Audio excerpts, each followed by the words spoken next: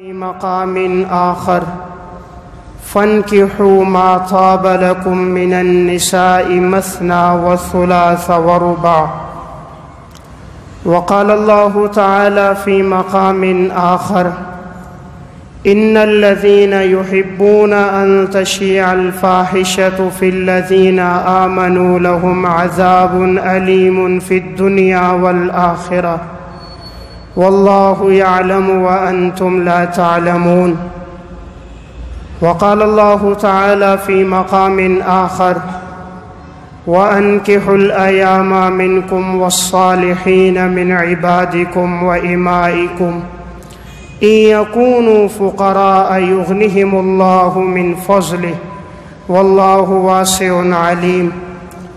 وقال النبي صلى الله عليه وسلم يا معشر الشباب من استطاع منكم الباءة فليتزوج فإنه أغض للبصر وأحسن للفرج ومن لم يستطع فعليه بالصوم فإنه له وجاء.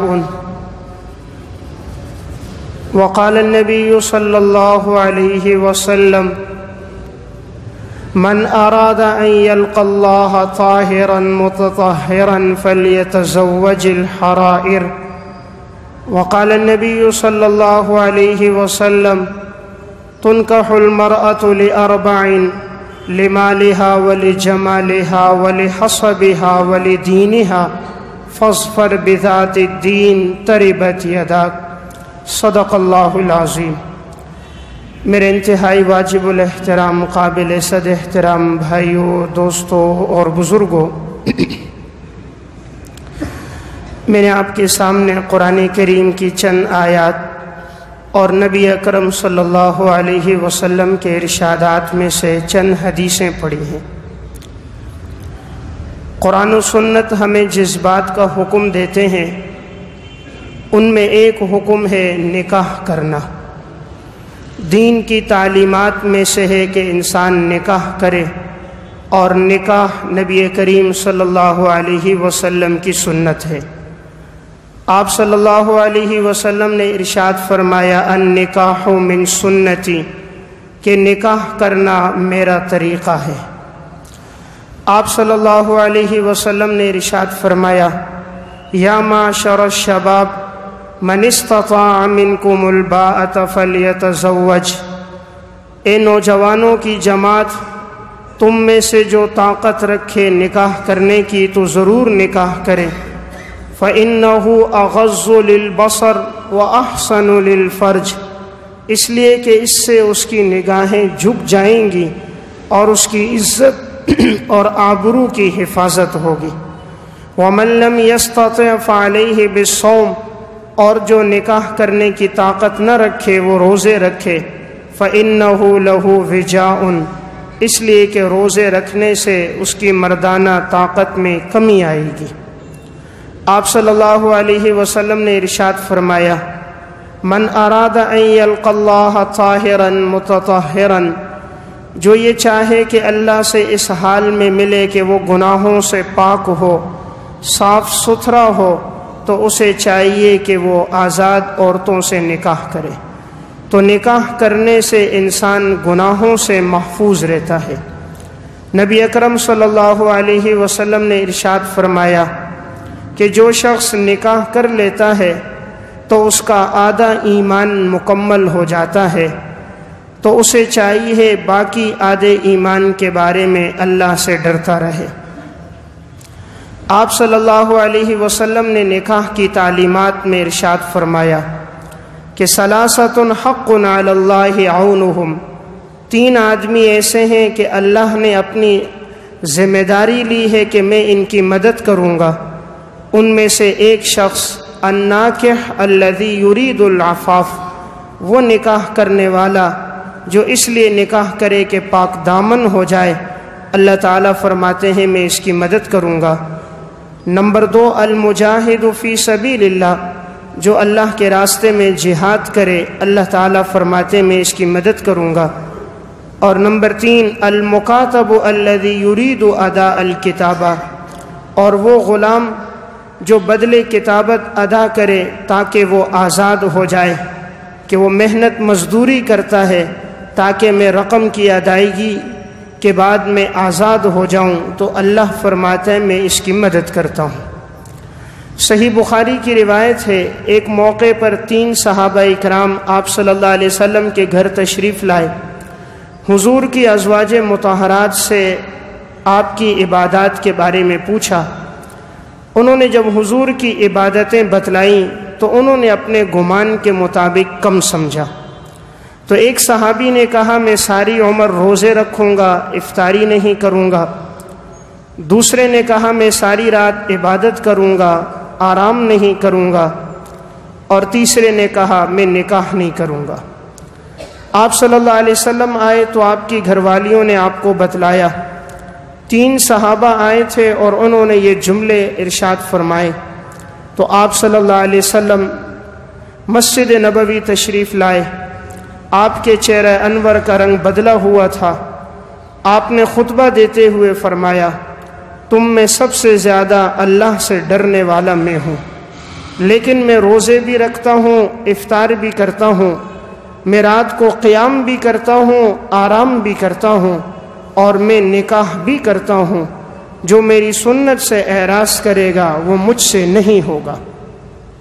تو آپ صلی اللہ علیہ وسلم نے گویا یہ بتلا دیا کہ اس شریعت کے اندر تینوں چیزیں ہیں، آرام بھی ہے، عبادت بھی ہے، روزے بھی ہیں، افطاری بھی ہے، اور آپ نے فرمایا نکاح بھی ہے۔ تو شریعت کی تعلیمات میں سے ہے نکاح کرنا۔ دین ہمیں یہ حکم دیتا ہے کہ نکاح سادگی کے ساتھ کیا جائے۔ شریعت نے نکاح میں جن چیزوں کو لازم کیا ہے ان میں سے ایک چیز ہے مہر، اور دوسری چیز ہے گواہ۔ جب مہر موجود ہو، 2 گواہ موجود ہو، ایجاب اور قبول ہو جائے تو نکاح منعقد ہو جاتا ہے۔ ولیمہ کرنا سنت ہے، اگر کوئی ادا کرے تو فبہا، اگر کوئی ولیمہ نہ کر سکے تو اس پر کوئی گناہ نہیں ہے۔ یعنی نکاح کے لیے مہر، ایجاب و قبول اور گواہ، اس کے بعد شرعاً نکاح منعقد ہو جاتا ہے۔ آپ صلی اللہ علیہ وسلم کے خود اپنے نکاح، آپ کی بیٹیوں کے نکاح، صحابیات کے نکاح بڑی سادگی کے ساتھ ہوئے۔ حضرت انس بن مالک رضی اللہ تعالیٰ عنہ فرماتے ہیں، حضور کی گھر والیوں کے ساتھ جتنے بھی حضور کے نکاح ہوئے ہیں ان میں صرف زینب بنت جہش کا جو نکاح تھا اس میں بکری ذبح کی گئی اور اس کے گوشت کا سالن بنایا گیا۔ اس کے علاوہ آپ کے جتنے نکاح ہیں ان میں اتنا اہتمام نہیں کیا گیا۔ حضرت صفیہ رضی اللہ تعالیٰ عنہ کے ساتھ حضور کا نکاح ہوا تو دسترخوان پہ کچھ کھجوریں، پنیر اور مکھن وغیرہ تھا، اسی کو تناول فرمایا گیا، باقاعدہ کوئی کھانے وغیرہ نہیں بنائے گئے۔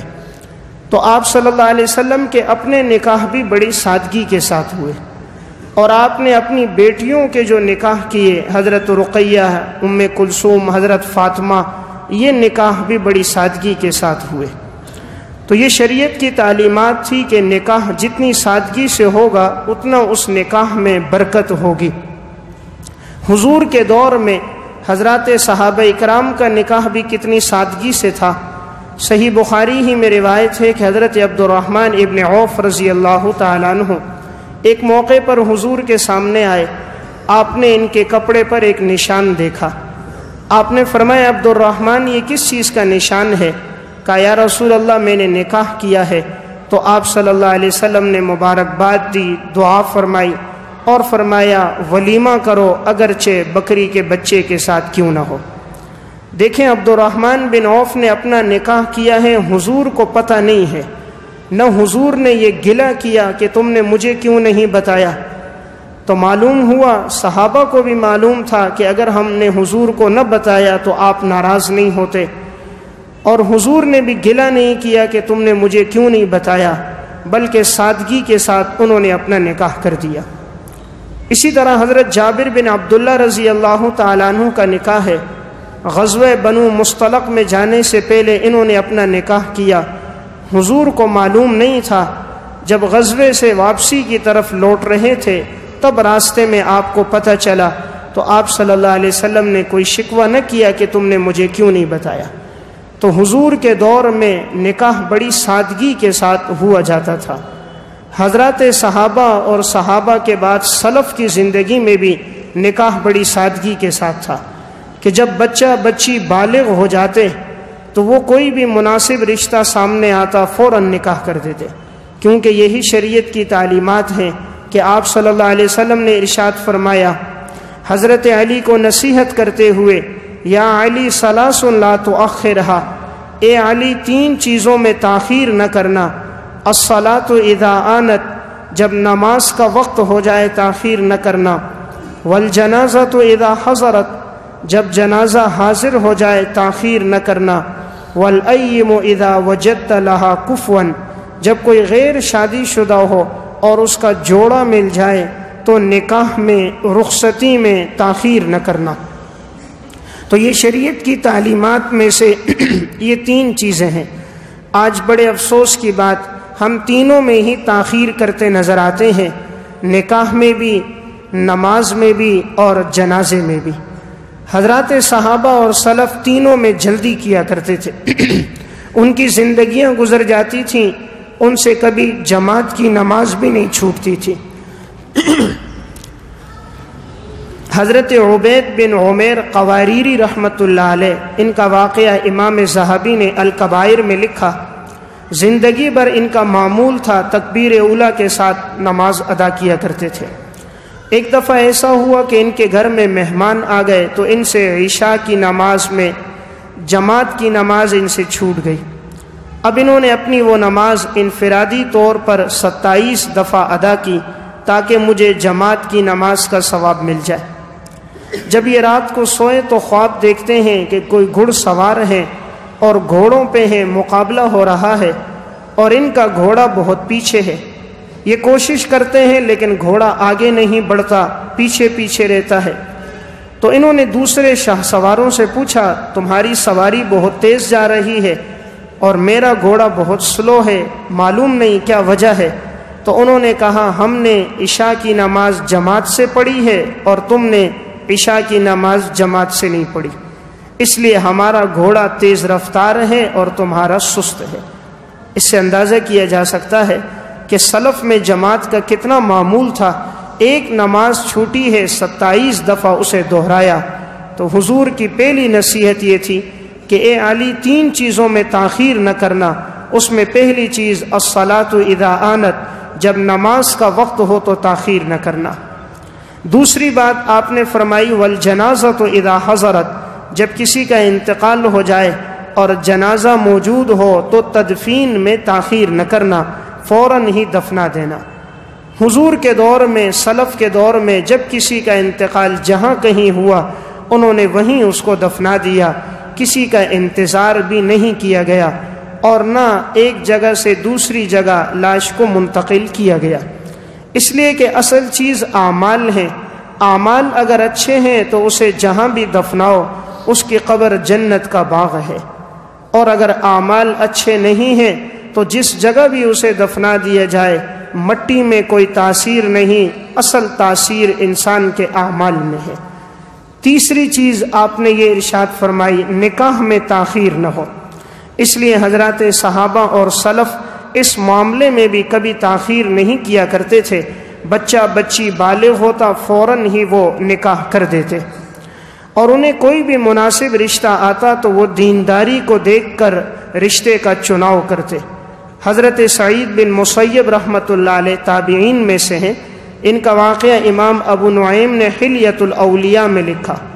اس دور کے بادشاہ عبد الملک بن مروان نے اپنے بیٹے ولید کے لیے سعید بن مسیب کی بیٹی کا رشتہ مانگا۔ سعید بن مسیب نے دینے سے انکار کر دیا، حالانکہ وہ وقت کے بادشاہ تھے اور ان کا بیٹا ولی عہد تھا کہ انتقال کے بعد اس نے بادشاہ بننا تھا، لیکن انہوں نے اپنی بیٹی ان کے عقد نکاح میں نہیں دی۔ بادشاہ کو اس پر بڑا غصہ آیا کہ میں وقت کا بادشاہ اور انہوں نے میرے رشتے کو ٹھکرا دیا، تو بادشاہ نے انہیں بڑی سزائیں دی، یہاں تک کہ ان کے جسم پہ کوڑے بھی لگائے گئے اور سخت سردی کے ایام میں ٹھنڈے پانی کے مٹکے ان کے جسم پہ بہائے گئے، لیکن سعید بن مسیب نے اپنی بیٹی کا نکاح ان کے بیٹے سے نہیں کیا۔ ان کے درس میں ان کے ایک شاگرد آتے تھے عبداللہ بن ابی وداع رحمہ اللہ، وہ بڑے تنگ دست اور فقیر تھے، لیکن درس میں ان کی حاضری ہمیشہ ہوتی تھی، اور جب بھی سعید بن مسیب کوئی حدیث بیان کرتے وہ لکھتے اور بڑی توجہ سے درس کو سنتے تھے، تو انہیں ان سے بڑی محبت تھی۔ ایک دن دیکھا وہ درس میں نہیں ہے، دوسرے دن پھر درس میں نہیں ہے، تو انہوں نے اپنے شاگردوں سے پوچھا میرے وہ شاگرد نہیں آ رہے، کیا وجہ ہے؟ پتہ چلا ان کی اہلیہ کا انتقال ہوا ہے، لوگ تعزیت کے لیے آ رہے ہیں، اس لیے وہ درس میں نہیں آ سکے۔ سعید بن مسیب رحمہ اللہ درس کے بعد ان کے پاس گئے، تعزیت کی اور ان سے پوچھا کیا تمہارے نکاح کرنے کا ارادہ ہے؟ انہوں نے فرمایا حضرت ارادہ تو ہے، لیکن مدینہ میں مجھ سے زیادہ تنگ دست کوئی نہیں، مجھے کون رشتہ دے گا؟ فرمایا اگر تم راضی ہو تو میں اپنی بیٹی فاطمہ کا نکاح تمہارے ساتھ کراتا ہوں۔ عبداللہ بن ابی وداع نے کہا حضرت میرے پاس تو اتنی رقم بھی نہیں کہ میں مہر ادا کر سکوں۔ فرمایا وہ رقم بھی میں تمہیں فراہم کروں گا۔ چنانچہ سعید بن مسیب نے انہیں رقم بھی دی اور انہیں اگلے دن مجلس میں بلایا، عقد نکاح کر دیا اور رقم دی کہ اس کے ذریعے مہر ادا کر دو، جو ضرورت کا سامان ہو وہ لے لو اور اس سے اپنے لیے حلال کاروبار بھی شروع کر دو۔ نکاح ہو گیا۔ رات آنے سے پہلے سعید بن مسیب نے بیٹی کا ہاتھ پکڑا اور اسے لے کر ان کے دروازے پر پہنچے، دستک دی۔ شاگرد عبداللہ بن ابی وداع نے پوچھا کون؟ فرمایا سعید۔ وہ کہتے ہیں میں سمجھا کوئی اور سعید ہوگا۔ میں نے پھر پوچھا کون سعید؟ فرمایا سعید بن مسیب۔ کہتے میں نے فوراً دروازہ کھولا کہ یہ تو میرے استاد محترم ہیں کہ جو یا گھر میں ہوتے تھے یا مسجد نبوی میں، کہیں اور نہیں جاتے تھے، آج میرے دروازے پر کیسے آئے؟ تو جب میں نے دروازہ کھولا تو انہوں نے اپنی بیٹی کا نکاح چونکہ ہو چکا تھا پہلے، تو ان کا ہاتھ میرے ہاتھ میں دیا۔ فرمایا کہ نکاح پہلے ہو چکا تھا تو میں نے مناسب نہیں سمجھا کہ تم دونوں ایک دوسرے کے بغیر رات گزارو، تو بڑی سادگی کے ساتھ نکاح کیا۔ کوئی باراتی وہاں موجود نہیں تھے، کوئی آتش بازی نہیں ہوئی، مکانوں پہ چراغاں نہیں ہوا، کوئی ڈولیاں نہیں لائی گئیں اور نہ ہی کوئی پٹاخے بجائے گئے، بلکہ سادگی کے ساتھ نکاح کیا اور خود بیٹی کا ہاتھ پکڑا اور ان کے گھر تک پہنچا دیا، اور رقم بھی خود دی کہ اس سے اپنا کاروبار بھی شروع کرو۔ اب وہ درس میں بھی آتے تھے، کاروبار بھی کرتے تھے، تو اللہ نے ان کے رزق میں خوب برکت دے دی۔ تو یہ لوگ عقل مند اور دانا تھے جو نکاح کے معاملے میں تاخیر نہیں کرتے تھے، دینداری کو ترجیح دیتے تھے۔ بادشاہ کے بیٹے کو رشتہ نہیں دیا اور مدینہ میں سب سے زیادہ تنگ دست تھا، لیکن نیک صالح متقی انسان تھا، تو اپنی بیٹی کا نکاح اس سے کروایا۔ خود رقم بھی دی کہ تم اس سے کاروبار شروع کرو، ہم تو لاکھوں روپے کا جہیز دے دیتے ہیں کہ جو رکھنے کی جگہ نہیں ہوتی، ایک سے دوسری جگہ لے جاتے ٹوٹ جاتا ہے۔ یہ لوگ دانا تھے جو رقم دی تاکہ کاروبار شروع کرے اور یہ اپنے پاؤں پہ کھڑا ہو سکے اور تنگ دست نہ رہے۔ تو شریعت کی اصل تعلیمات ہیں کہ انسان نکاح سادگی کے ساتھ کرے، نکاح میں خلاف شرع کام نہ ہو۔ آج ہمارے معاشرے میں نکاح کیوں کامیاب نہیں ہے؟ آئے دن یہ سننے میں آ رہا ہے طلاقیں بڑھ رہی ہیں، طلاقوں کا رجحان بڑھ رہا ہے۔ آپ ہر گلی ہر علاقے میں دیکھیں یہ واقعات سننے میں آ رہے ہیں، فلاں جگہ طلاق ہو گئی، فلاں جگہ جھگڑے ہو رہے ہیں، ساس بہو کا جھگڑا ہے، میاں بیوی کا جھگڑا ہے، گھر کے اندر جھگڑے ہیں۔ اس کی بنیادی وجہ کیا ہے؟ جب تک نکاح شریعت کے مطابق ہوتے تھے سادگی کے ساتھ، بغیر موسیقی کے، بغیر بے پردگی کے، تو نکاحوں میں برکت تھی۔ جب سے مسلمان نے نکاحوں میں موسیقی کو لایا، اللہ اور اس کے رسول کے ارشادات کو ٹھکرایا، بے پردگی کو عام کیا اور نکاح اور شادی کے اندر فضول خرچی زیادہ کر دی، لوگوں کو دکھلاوے کے لیے لاکھوں روپے لگا دیا، آتش بازی عام ہو گئی، گھروں کا سجانا، باراتیوں کا آنا، مہندی کی رسم کا ہونا، جب یہ ساری چیزیں خلاف شرع بڑھتی گئیں تو اللہ تعالیٰ نے نکاح کا جو مقصد تھا سکون، وہ میاں بیوی سے لے لیا۔ اس لیے آج نکاح ہو رہے ہیں، سکون نہیں مل رہا، شادیاں ہو رہی ہیں، چند مہینوں کے بعد گھر اجڑ جاتے ہیں۔ تو میں ایسے چند واقعات عرض کروں گا کہ یہ سارے ہمارے معاشرے کے واقعات ہیں، کہ یہ وہ واقعات ہیں کہ جنہوں نے شادیوں میں اللہ رسول کے حکموں کو ٹھکرایا، موسیقی بے پردگی کو عام کیا، فضول خرچی کو عام کیا، غیروں کی رسموں کو اپنایا، تو اللہ نے دنیا میں ان کو کیا سزا دی۔ اردو کی ایک کتاب ہے مکافات عمل، اس میں انہوں نے دور حاضر کے واقعات لکھے ہیں کہ جن شادیوں میں غیر اسلامی رسم و رواج رہے تو اللہ نے ان کی کیا سزا دی۔ قرآن کریم نے ایک اصول بتایا ہے، وَمَن يَعْمَلْ سُوءًا يُجْزَ بِهِ، انسان جو عمل کرے گا اسے اس کے عمل کا بدلہ دیا جائے گا۔ نیکی کا عمل کرے گا تب بھی بدلہ ملے گا، برائی کا عمل کرے گا تب بھی بدلہ ملے گا۔ من عمل صالحا من ذکر او انثى وهو مؤمن فلنحيينه حیاتا طیبہ، اگر تم نیکی میں زندگی گزارو گے تب بھی ہمیں تمہیں خوشگوار زندگی دیں گے، وَلَنَجْزِيَنَّهُمْ أَجْرَهُمْ بِأَحْسَنِ مَا كَانُوا يَعْمَلُونَ، اور ہم تمہیں بہترین بدلہ دیں گے۔ اور اگر کوئی گناہ کی زندگی پہ چلے گا، نافرمانی پہ، تو اللہ کہتا ہے ہم اس کو بھی بدلہ دیں گے۔ تو جنہوں نے غیر رسمی چیزیں، غیر شرعی چیزیں اپنی شادیوں میں رکھیں تو کیا سزا ملی؟ انہوں نے اس کتاب میں ایک واقعہ لکھا، یہ ڈاکٹر عبد العلیم کا واقعہ ہے جو لاہور کا رہائشی تھا۔ یہ وہ ڈاکٹر تھا جو سعودیہ گیا تھا، وہاں علاج کیا کرتا تھا، اور وہاں ایک معروف شہزادے کا علاج یہی کرتا تھا۔ کافی عرصے تک اس نے علاج کیا۔ علاج کے بعد جب یہ واپس لاہور آیا، جو رقم اس کے پاس جمع ہوئی تھی اس نے اس سے اپنے لیے ایک ہسپتال بنایا، وہیں پر یہ بیٹھتا تھا، علاج معالجہ کرتا تھا۔ اس کی 2 بیٹیاں اور 1 بیٹا تھا۔ جب اس کی بڑی بیٹی کی شادی ہونے لگی، اس نے رشتہ دیا تھا اپنی گھر والی کے سگے بھتیجے کو۔ اس کی جو اہلیہ تھی اس کے بھتیجے کے ساتھ نکاح ہوا تھا۔ اب جس دن شادی ہونی تھی تو انہوں نے جو شادی کی اس کے اندر تمام شریعت کے احکامات کو ٹھکرایا۔ اب شادی کے دن ترتیب یہ رکھی گئی کہ تمام لوگوں کو جو دعوت دی گئی، تو باراتیوں نے کہا تھا لاہور کا سب سے مہنگا اس وقت جو ہوٹل ہوتا تھا ہلٹن، اس میں دعوت رکھی گئی۔ اس میں دعوت تھی، تمام لوگ شرکاء شریک ہوئے۔ جو باراتی آئے وہ 300 سے زائد تھے۔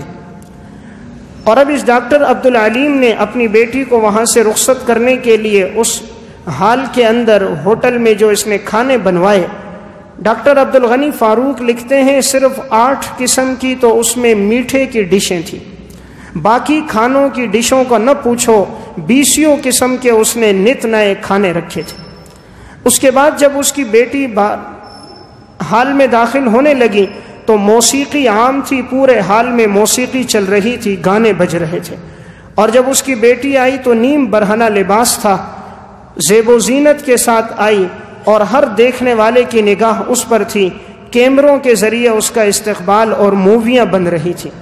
کہا بیٹی آئی، پھر اس کے بعد دوسری بیٹی گلے میں دوپٹہ ڈال کر آئی، نیم برہنہ لباس تھا، پھر اس کے بعد اس کی والدہ آئی، یہی حالت تھی۔ یہ کہتے میں نے یہ منظر دیکھا تو بہت پریشان ہوا کہ بظاہر دیندار آدمی تھے، لیکن شادی کی تقریب میں ساری رسم خلاف شرع رکھی، موسیقی اور بے پردگی کو اتنا عام۔ کہتے ہیں یہ نکاح تو ہو گیا، رخصتی بھی ہو گئی، چند مہینے گزرے تھے، میری ان کے بعد اس ڈاکٹر سے دوبارہ ملاقات ہوئی تو ڈاکٹر عبد العلیم سے میں نے پوچھا سناؤ کیا حال احوال ہے؟ کہا کیا بتاؤں، وہ جو میں نے اپنی بیٹی کا نکاح کیا تھا اپنی بیوی کے بھتیجے کے ساتھ، 6 مہینے بھی پورے نہیں ہوئے تھے اس نے 3 طلاق دے دی، اور اب میری بیٹی گھر کے اندر ہے، کوئی رشتہ دوبارہ مانگتا نہیں ہے۔ تو پوچھا کیوں طلاق دے دی؟ کہا لڑکے نے کہا وہ مجھے اچھی نہیں لگتی، بس میں اسے رکھنا نہیں چاہتا۔ 6 ماہ بھی پورے نہ ہوئے اور اس نے چھوڑ دیا۔ یہ کیا تھا؟ شریعت کے احکامات کو جب انسان ٹھکراتا ہے کہ اس موقع پر جو موسیقی کو عام کیا، بے پردگی کو عام کیا، تو اللہ نے دنیا میں سزا دے دی۔ تو ہر گناہ کی سزا ہے۔ نادان یہ سمجھتا ہے آج اگر روک دیا جائے اللہ کے حکم کو نہ توڑو، رب العالمین کے احکامات کو نہ ٹھکراؤ، کہتے ہیں ہمارے لیے خوشی کی بات ہے، تو کون ہے منع کرنے والا؟ وہ کون سی خوشی جس میں رب العالمین کو ناراض کیا جائے، وہ کون سی خوشی جس میں امام الانبیاء کے احکامات کو ٹھکرایا جائے، وہ کون سی خوشی جس میں شریعت کے احکامات کا مذاق اڑایا جائے، وہ کون سی خوشی جس میں دین کے احکامات کو ٹھکرا دیا جائے۔ خوشی تو وہ ہے کہ رب اور رب کا پیغمبر راضی ہو جائے۔ تو جو بھی اس طرح کی شادیاں ہوں جس میں غیر شرعی چیزیں آ جائیں، موسیقی، بے پردگی، آپ نتیجہ دیکھو گے چند مہینے گزریں گے، تھوڑا عرصہ گزرے گا، طلاقیں ہو جائیں گی، اور اگر نکاح ہوگا بھی میاں بیوی میں محبت نہیں ہوگی، آئے دن گھر کے اندر لڑائی جھگڑے برپا ہوں گے، اولادیں جو پیدا ہوں گی وہ فرما بردار نہیں ہوں گی، اس سے پیدا ہونے والی اولاد نافرمان ہوگی، شادی کا مقصد سکون حاصل نہیں ہوگا۔ اسی مکافات عمل میں انہوں نے ایک اور واقعہ لکھا، یہ راجپوت شہر کا تھا۔ وہاں ایک شخص کی 4 بیٹیاں اور 2 بیٹے تھے۔ اللہ نے اس کو مال اور دولت بہت دیا تو وہ مال کے نشے میں بہت آگے بڑھ گیا۔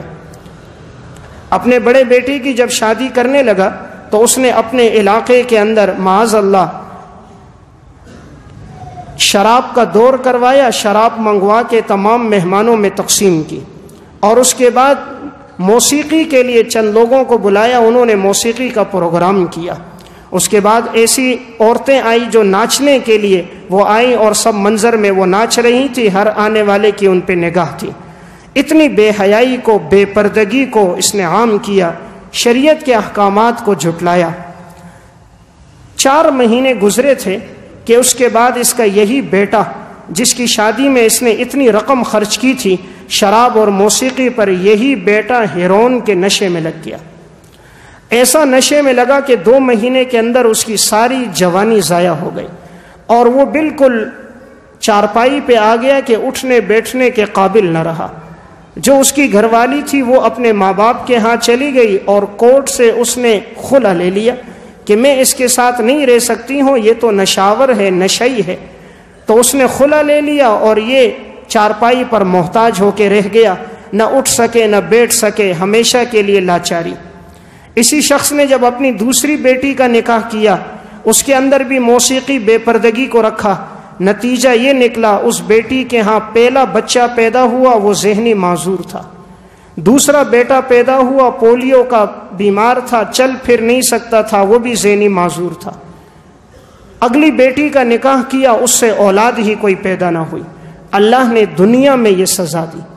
اس لیے کبھی یہ نہ سمجھنا کہ میں رب کے حکموں کو توڑوں، میں گانے کو عام کروں، پورے علاقے میں گانے کی آواز چلے، میں موسیقی کو عام کروں، بے پردگی کو عام کروں، اور رب چھوڑ دے۔ اللہ کی قسم رب نہیں چھوڑتا۔ وَمَن يَعْمَلْ سُوءًا يُجْزَ بِهِ، یہ قرآن کا وعدہ ہے، جیسا تم عمل کرو گے ہم تمہیں بدلہ دیں گے۔ اللہ ڈھیل دے گا، 4 مہینے، 6 مہینے، 10 مہینے، سال، لیکن اللہ کی جو گرفت آئے گی وہ ایسی گرفت ہوگی پھر وہ قیامت تک یاد رکھے گا۔ آج ہم نے رب کو طاقتور نہیں سمجھا۔ رب کے احکامات کو ٹھکرانا ہو تو پاؤں کی جوتی پہ رکھ کے ٹھکرا دیتے ہیں۔ کوئی منع کرے تو اسے کہتے ہیں جا مولوی صاحب مسجد کا راستہ لے، جا مسجد کا رخ کر، تو کون ہے جو ہمیں خوشی میں منع کر رہا ہے؟ وہ خوشی کیا جس میں انسان اپنے رب کے احکامات کو چھوڑ دے۔ اللہ کی طرف سے ڈھیل ہے۔ قرآن کہتا ہے فَلَمَّا نَسُوا مَا ذُكِّرُوا بِهِ فَتَحْنَا عَلَيْهِمْ أَبْوَابَ كُلِّ شَيْءٍ حَتَّى إِذَا فَرِحُوا بِمَا أُوتُوا أَخَذْنَاهُمْ بَغْتَةً۔ ہم انسان کو مال اور دولت دیتے ہیں، مال دیتے ہیں اور یہ تکبر میں پڑ جاتا ہے، ہم اس کو ڈھیل دیتے ہیں کہ اور سرکشی کر، اور نافرمانی کر، اور گناہ کر، پھر ہم اچانک پکڑتے ہیں۔ إِنَّ بَطْشَ رَبِّكَ لَشَدِيدٌ، پھر تیرے رب کی پکڑ بہت سخت ہوتی ہے۔ وَأُمْلِي لَهُمْ إِنَّ كَيْدِي مَتِينٌ، پھر تیرے رب کی گرفت بہت سخت ہوتی ہے اور اس سے کوئی چھڑا نہیں سکتا۔ اس لیے آپ ارد گرد کے ماحول میں دیکھو، جنہوں نے شادیوں کے موقع پر غیر شرعی رسموں کو رکھا، اللہ کے احکامات کو توڑا، آپ دیکھو وہ شادیاں کبھی پائیدار نہیں ہوئی، میاں بیوی میں کبھی محبت نہ ہوئی، اولادیں کبھی فرما بردار نہ ہوئی، اس کے آنے سے گھر میں کبھی سکون نہ ملا، آئے دن بیماریاں، پریشانیاں بڑھ گئی۔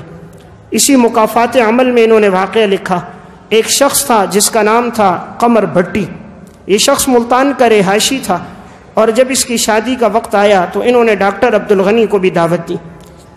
یہ کہتے ہیں میں وہاں پر گیا، ولیمے کا پروگرام عشاء کے بعد تھا، میں عشاء سے پہلے پہنچا تو دیکھا حال میں کوئی نہیں تھا۔ کہتے ہیں میں چلا گیا قریب کی مسجد میں نماز پڑھی، نماز پڑھ کے آیا تو دیکھا اب تک حال میں کوئی نہیں۔ 11 بجے کے بعد مہمانوں کی آمد ہوئی، جیسے ہی تمام مہمان آ گئے اب میزبان نے یہ کیا کہ لائٹوں کو کم کر دیا اور اسٹیج پر ناچنے والی لڑکیوں کو لایا کہ وہ ناچ رہی تھی۔ پورے حال کے اندر موسیقی کو عام کر دیا گیا، 1 گھنٹے تک یہ موسیقی چلتی رہی، ناچ چلتا رہا۔ وہ کہتے ہیں میں تو اٹھ کر واپس گھر آ گیا کہ میں ایسی دعوت میں شرکت نہیں کرتا جہاں موسیقی ہو۔ کہتے میں تو آ گیا لیکن 1 سے 1.5 ماہ گزرے تھے، میری اس سے ملاقات ہوئی۔ میں نے پوچھا بتاؤ تمہاری شادی ہوئی، گھر والی کو کیسا پایا؟ کہا وہ تو بڑی بد اخلاق ہے، بات بات پہ جھگڑا کرتی ہے، کھانا خود نہیں پکا کے دیتی، بولتی ہے بازار سے لاؤ، آئے دن بیمار ہے، کبھی ایک ہسپتال کبھی دوسرے ہسپتال لے جا رہا ہوں لیکن افاقہ کوئی نہیں ہوتا۔ کہتے ہیں پھر میری ملاقات ہوئی 5 ماہ کے بعد، پھر میں نے پوچھا، کہا میں اس کی بیماریوں بد اخلاقیوں سے تنگ آ گیا اور میں نے اس کو طلاق دے دی۔ تو ہر وہ شادی جس میں اللہ کے حکموں کو انسان توڑے گا وہ کبھی کامیاب نہیں ہوگی۔ یہ دل کی تختی پہ لکھ دیں، جس جگہ رب کا حکم ٹوٹے گا، جس جگہ امام الانبیاء کے ارشادات ٹوٹیں گے، جہاں شریعت کے حکموں کو انسان ٹھکرائے گا وہ سکون نہیں پا سکتا، وہ اطمینان نہیں پا سکتا، وہ گھر میں راحت نہیں پا سکتا، وہ فرما بردار بیوی کو نہیں پا سکتا، وہ اولاد کو اطاعت گزار نہیں پا سکتا۔ دل تو رب کے قبضے میں ہے، دل تو رب کے قبضے میں ہے، رب پھیرتا ہے۔ جب نافرمانی ہوتی ہے وہ دلوں کو پلٹ دیتا ہے، فرما برداری ہوتی ہے وہ دلوں کو پلٹ دیتا ہے، اطاعت پہ لگا دیتا ہے۔ اسی میں انہوں نے ایک اور واقعہ لکھا کہ ایک شخص تھا جس کا نام تھا چودھری محمد کبیر، پنجاب کے علاقے کا، لکھا کہ بہت مالدار تھا، بڑی زمینیں تھیں۔ اس کے بیٹے کی جب شادی کا وقت آیا تو اس نے 3 دن تک موسیقی کو عام کیا اور موسیقی کے ساتھ ساتھ بے پردگی بھی چلتی رہی، اور اس چودھری محمد کبیر نے آتش بازی 3 دن تک چلی، صبح و شام پٹاخے بجتے، آتش بازی ہوتی، لوگ نہ دن کو آرام کر سکتے نہ رات کو آرام کر سکتے۔ کوئی منع کرتا جی نہ کرو، گھروں کے اندر بیمار موجود ہیں، معذور موجود ہیں، بچوں کی نیند کا وقت ہے، مزدور ہیں آرام کر رہے ہیں، لیکن یہ ہر ایک سے یہ کہتا ہماری خوشی ہے۔ 3 دن تک اس نے رب کے احکامات کو توڑا۔ اب اللہ نے کیا سزا دی؟ 5 سے 6 مہینے گزرے تھے، 6 مہینے سے زیادہ وقت نہیں گزرا، گھر کے اندر استری لگائی ہوئی تھی اور استری جل رہی تھی، انہیں معلوم نہیں تھا۔ وہ استری کسی کپڑے پر تھی تو وہ کپڑا جل گیا، اور یہ دوسرے کمرے میں تھے، اچانک آگ تیز بھڑک اٹھی، گھر کے اندر جو بہو کا ساز و سامان تھا وہ بھی جل گیا، دوسرے کمرے کا سامان وہ بھی جل گیا، جتنی نقدی رقم رکھی ہوئی تھی 10 لاکھ سے زیادہ روپے جل کے ختم ہو گئے۔ اللہ سزا دیتا ہے، یہ تو اللہ کی طرف سے ہمارے لیے حضور کی دعائیں تھیں کہ اللہ ہمیں خنزیر اور بندر نہیں بناتا، ورنہ اگر انسان آج رب کی نافرمانی کرتا تو اللہ تعالیٰ یہ سزا بھی دے دیتا۔ یہ تو امام الانبیاء کی دعائیں تھیں کہ اللہ تعالیٰ نے ہمیں یہ سزا نہیں دی۔ قرآن کریم سورہ نور میں اللہ فرماتے ہیں ان الذین یحبون ان تشیع الفاحشہ، اگر تم لوگ زمین میں بے حیائی پھیلاؤ گے، اگر تم لوگ زمین میں بے حیائی پھیلاؤ گے، عذاب علیم فی الدنیا والآخرہ، ہم دنیا میں بھی تمہیں عذاب دیں گے، ہم آخرت میں بھی تمہیں عذاب دیں گے۔ ان الذین یحبون ان تشیع الفاحشہ فی الذین آمنوا لہم عذاب علیم فی الدنیا والآخرہ۔ اللہ نے دنیا کا ذکر پہلے کیا ہے، آخرت کا ذکر بعد میں کیا ہے۔ نادان کہتا ہے مریں گے دیکھیں گے، مریں گے دیکھیں گے دور کی بات، دنیا سے اللہ سزا دے گا۔ اللہ نے دنیا کا لفظ پہلے ذکر کیا ہے، عذاب علیم فی الدنیا۔ اس لیے ہر وہ نکاح، ہر وہ شادی جہاں شریعت کے احکامات کو توڑا جائے وہ کبھی پائیدار نہیں ہوتی، کبھی اس میں سکون اور اطمینان نہیں آتا۔ اس لیے ہم اپنے ماحول میں دیکھیں، اگر کوئی شخص ایسا کر رہا ہے اسے پیار سے سمجھائیں کہ تم مسلمان ہے، تو نے رب العالمین کی الوہیت کا قائل ہے، تو نے لا الہ الا اللہ کا کلمہ پڑھا ہے، تو محمد الرسول اللہ کو پیغمبر مانتا ہے، پھر اس کے حکموں کو کیوں توڑ رہا ہے؟ اس کے حکموں کا کیوں مذاق اڑا رہا ہے؟ کیوں گناہ کو عام کر کے رب کے عذاب کو دعوت دے رہا ہے؟ آپ صلی اللہ علیہ وسلم نے صرف بانسری کی آواز سنی تھی، آپ نے اپنی انگلیاں کانوں میں رکھ کر جلدی سے نکل گئے، سر پہ کپڑا ڈال دیا تھا۔ آپ فرما رہے تھے عذاب کے فرشتے منتظر ہیں، اللہ حکم دے تو ہم ان بستی والوں کو ہلاک کر دیں۔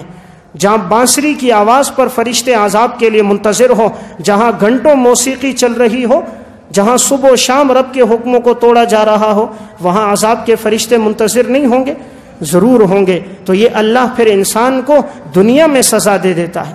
اسی کتاب مکافات عمل میں انہوں نے ایک اور واقعہ لکھا۔ اس شخص کا نام تھا شمس احمد۔ اس شخص کے 2 بیٹے تھے، ایک بیٹی تھی۔ اس نے اپنی بیٹی کا نکاح کیا اور اپنی بیٹی دی اپنی بہن کو۔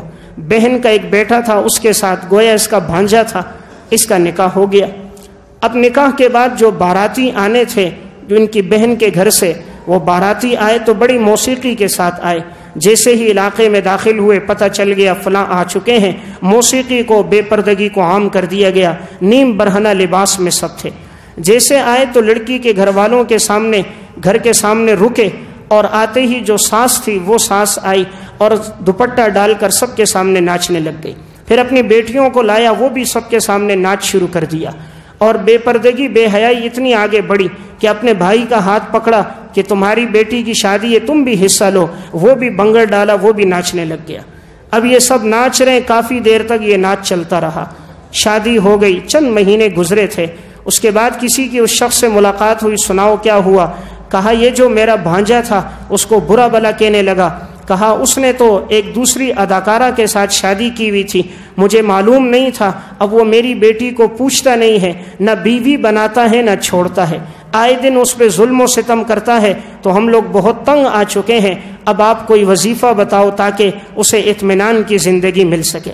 تو رب کے احکامات کو چھوڑا تو اسی لڑکے کے دل میں اس کی نفرت آئی، اس نے دوسری شادی کی۔ نہ اسے زندگی دے رہا ہے، نہ خرچہ دے رہا ہے، اور نہ ہی اس کی ضرورتوں کو پورا کر رہا ہے، اور نہ چھوڑ رہا ہے۔ یہ وہ زندگی ہوتی ہے لا یموت ولا یحیا، نہ آدمی زندہ رہتا ہے نہ مرتا ہے، جیسے اللہ نے جہنمیوں کے بارے میں کہا۔ اس لیے جو بھی شادی رب کے حکم کو توڑ کر ہوگی وہ پائیدار نہیں ہوگی، اس میں سکون نہیں آئے گا۔ چند دن تو واہ واہ ہو جائے گی، لوگ کہہ دیں گے ہاں بہت اچھا ہوا، بہت موسیقی چلی، لیکن نتیجہ بعد میں نظر آئے گا، اس سے سکون کبھی نہیں ملے گا۔ اللہ کے ہاں اندھیر نگری نہیں ہے کہ ایک سادگی سے نکاح کرے اور ایک موسیقی سے نکاح کرے، دونوں برابر ہو جائیں۔ اللہ کے ہاں اندھیرے والا نظام نہیں ہے، ایک شریعت پہ چل کر اس طرح نکاح کرے کہ کوئی آواز بھی باہر نہ آئے، ایک گھر کے چھت پر ٹیپ رکھ کر 2 دن چلائے، کیا یہ دونوں اللہ کے ہاں برابر ہو جائیں گے؟ ایک تقوی کی زندگی پہ چلے، ایک موسیقی کی زندگی پہ چلے، کیا یہ برابر ہو جائیں گے؟ ایک ساری زندگی حلال پہ چلے، ایک رشوت اور سود پہ چلے، کیا یہ اللہ کے ہاں برابر ہو جائیں گے؟ ایک پرہیزگاری اور تقوی میں رہے، ایک فساق فجار کے ساتھ اٹھنا بیٹھنا کرے، کیا یہ برابر ہو جائیں گے؟ ایک زندگی گھر والوں کو پردے میں رہ کر گزارے، ایک بے پردگی پہ اپنے ساتھ بٹھا کر نیم برہنہ لباس پہنا کر بازاروں میں گھمائے، کیا یہ برابر ہو جائیں گے؟ ایک گھر کے اندر گانے کو عام کرے، ایک کے گھر سے قرآن کی تلاوت کی آواز آئے، کیا یہ برابر ہو جائیں گے؟ ایک کا لباس سنت کے مطابق ہو، ایک انگریز کا لباس پہنے، کیا یہ برابر ہو جائیں گے؟ ایک نبی کی سنتوں پر عمل کرے اور دوسرا کہے سنت ہی تو ہے، نہ عمل کیا تو کیا حرج کی بات، کیا یہ برابر ہو جائیں گے؟ ایک وہ ہے جس کی صبح کا آغاز تلاوت سے ہو، ایک وہ ہے جس کی صبح کا آغاز گانے سے ہو، کیا رب کے ہاں برابر ہو جائیں گے؟ نہیں۔ قرآن کا اصول ہے، شریعت کی تعلیمات ہیں، کما تعیشون تموتون، جیسی زندگی گزارو گے ویسی موت آئے گی، کما تموتون تبعثون، جیسی موت آئے گی ویسے قبر سے اٹھائے جاؤ گے، جیسی زندگی گزارو گے ویسی موت آئے گی، اور جیسی موت آئے گی ویسی انسان قبر سے اٹھے گا۔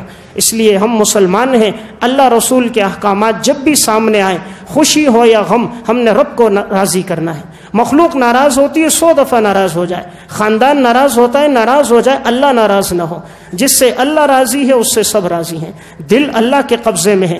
جو مخلوق کو راضی کرنا چاہتا ہے یہ کبھی راضی نہیں ہو سکتی، اس لیے کہ مخلوق رب کے ہاتھ میں ہے۔ تم جتنی کوشش کرو گے وہ ناراض ہوں گے، رب کو راضی کرو گے وہ لوگوں کے دلوں میں محبت ڈال دے گا۔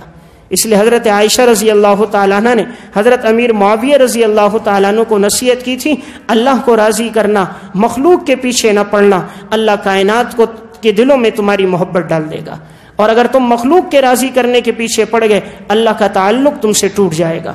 اس لیے میں گزارش عرض کر رہا تھا، خوشی کے مواقع ہوں یا غم کے مواقع ہوں، ہمیں اس بات کی کوشش کرنی چاہیے اللہ کا کوئی حکم ہم سے نہ ٹوٹے۔ ہماری اسی مسجد کے ایک نمازی ہیں، سلمان بھائی نام ہے، انہوں نے مجھے اپنے علاقے کا واقعہ سنایا۔ انہوں نے کہا ہمارے علاقے کے اندر بھی اسی طرح شادی تھی، اور شادی کے موقع پر بے حیائی بھی بڑھتی رہی، موسیقی بھی چلتی رہی۔ اس سے بڑھ کر اس شخص نے یہ کیا کہ ایک رائفل لی، اور رائفل کے سامنے جب گولی مارتا تھا تو نوٹ رکھتا تھا، کبھی 100 روپے کا نوٹ رکھ کے گولی چلاتا، کبھی 500 کا نوٹ رکھتا گولی چلاتا، کبھی 1000 کا نوٹ رکھتا گولی چلاتا کہ میرے بیٹے کی شادی ہے۔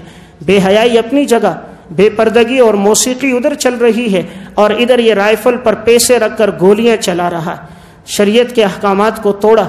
7 دن نہیں گزرے تھے، ہفتہ بھی نہیں گزرا، نوجوان بیٹا، سمجھدار بیٹا کہ جس کے اندر گویا اس کی روح پڑی تھی، اسے دیکھ کر خوش ہوتا تھا، یہ بیٹا صبح کے وقت اٹھا، بس گیا ایک کنویں کے پاس گیا، کوئی بات نہیں تھی، کنویں میں چھلانگ لگائی اور مر گیا۔ تلاش کرتے رہے بیٹا کہاں ہے کہاں ہے، کوئی نہ ملا۔ آخر کار دیکھا تو ایک جگہ جوتیاں پڑی تھیں، تو دیکھا شاید کہیں کنویں میں ہوگا، تو اندر کسی کو اتارا گیا، نکالا گیا تو دیکھا بیٹے کی لاش تھی۔ پھر یہ شخص توبہ طائب تو ہوا، لیکن اب کیا ہونا تھا؟ اللہ سزا دیتا ہے، اللہ کے ہاں اندھیر نگری نہیں ہے، یہ یاد رکھ لینا، اللہ کے ہاں اندھیر نگری نہیں ہے، اللہ کے ہاں انصاف ہے، اللہ عادل ہے، جیسی زندگی ہوگی اللہ ویسا بدلہ دے گا، اطاعت پر بھی بدلہ دے گا، گناہ پر بھی سزا دے گا۔ اللہ نے اس سے پہلے لوگوں کے واقعات ہمیں سنائے، اللہ نے ان کو سزائیں دیں۔ قوم عاد اور قوم سمود تھے جن کے قد 60 فٹ لمبے ہوا کرتے تھے، 300 سال کی عمر میں وہ لوگ بالغ ہوتے تھے، پہاڑوں کو تراش کر انہوں نے گھر بنائے تھے۔ وہ کہتے تھے ہم پر کون سا عذاب آئے گا، اللہ نے تیز ہوا کو بھیجا، وہ ہوا تیزی سے آئی اور ان کے مکانات کے اندر ہوا گھسی، جتنے لوگ تھے مکانات سے ہوا کے دباؤ سے نکلے، ہواؤں میں اڑے، سر ٹکرائے اور ٹکرا کے مر گئے۔ اللہ کہتا ہے فَهَلْ تَرَى لَهُم مِّن بَاقِيَةٍ، کوئی باقی بچا ہے بتاؤ تو صحیح، کسی ایک کا نام بتاؤ جو باقی بچا ہو۔ ان کے قد اس طرح تھے جس طرح کھجور کے تنے ہوں، 60 ہاتھ ان کا قد ہوتا تھا۔ میرے اور آپ کا کیا قد؟ 5 اور 6 فٹ۔ 6 فٹ کا انسان رب کی نافرمانی کر رہا ہے، اس رب کی جو کائنات کا بنانے والا، لیکن رب بھی کتنا برداشت کرنے والا ہے، وہ فوراً سزا نہیں دیتا۔ آج ہمارا نوکر ہماری ایک دن بات نہ مانے، دوسرے دن نہ مانے، تیسرے دن نہ مانے، نوکری سے نکال دیتے ہیں، گراہک کو اٹینڈ نہ کرے، ماں بہن کی گالیاں دے دیتے ہیں۔ رب دیکھ رہا ہے، صبح بھی نافرمانی کر رہا ہے، شام بھی نافرمانی کر رہا ہے۔ سب سے زیادہ اللہ تعالیٰ جس چیز سے ناراض ہوتے ہیں وہ گانے کی آواز ہے۔ اللہ حیا والا ہے، اللہ بغیرتی کو پسند نہیں کرتا، اس لیے اللہ نے قوم لوط کو 4 عذاب دیے۔ اس قوم کے اندر بے حیائی کا گناہ تھا، اس قوم کے اندر فحاشی کا گناہ تھا۔ فجعلنا عالیہا سافلہا وامطرنا علیہا حجارۃ من سجیل منضود، ہم نے کہا زمین کو اٹھاؤ، جبرائیل زمین کو اٹھائے، آسمان تک لے کر گئے، اوپر سے نیچے پٹک دیا، پتھروں کی بارش کر دی، اسرافیل نے سور پھونکے، جو لوگ تھے سب کے کلیجے پھٹ گئے۔ اتنی سخت سزا اللہ نے کسی قوم کو نہیں دی جو اللہ نے قوم لوط کو دی ہے۔ اس لیے خوشی ہو یا غم، ہم مسلمان ہیں، اللہ رسول کے احکامات پہ چلیں گے تو ہماری خوشیوں میں برکتیں ہوں گی، شادی کا مقصد سکون حاصل ہوگا۔ اور اگر رب کی نافرمانی ہوگی، چند سال چند مہینے گزریں گے، گھر اجڑ جائیں گے، اطمینان اور سکون نہیں ملے گا، بیویاں اور بچے نافرمان ہو جائیں گے۔ اللہ کو راضی کرنا مقصد بنائیں، اللہ مخلوق کے دلوں میں محبت ڈال دے گا۔ اللہ مجھے اور آپ کو عمل کی توفیق دے۔